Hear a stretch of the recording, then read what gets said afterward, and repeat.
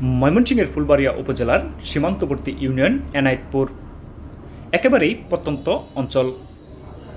যেদিকে চোখ যায় সেদিকেই লেবুর বাগান। গ্রামের বাতাসু লেবুর সুগন্ধ ছড়িয়ে রয়েছে। লেবুর গ্রাম এনায়েতপুর উপজেলায় বেশ পরিচিত।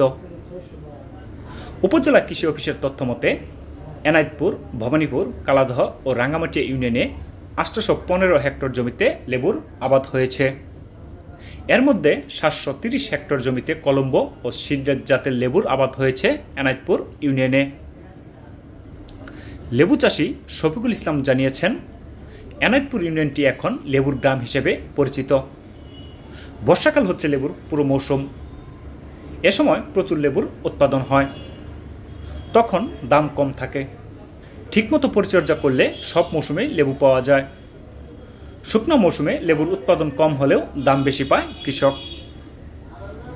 গত এক যুগ আগে এনায়েতপুর গ্রামের 8 থেকে 10 জন কৃষক তাদের পতিত জমির ঝুপ জঙ্গল পরিষ্কার করে বাণিজ্যিকভাবে লেবুর বাগান করেছিল। লেবু বাগানে লাভবান হয় তারা।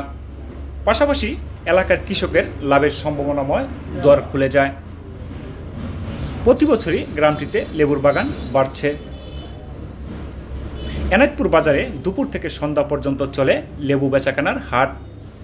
ঢাকা, চট্টগ্রাম, বরিশাল, খুলনা, পাবনা ও সিরাজগঞ্জ সহ দেশের বিভিন্ন অঞ্চল থেকে পাইকার আসেন লেবু কিনতে।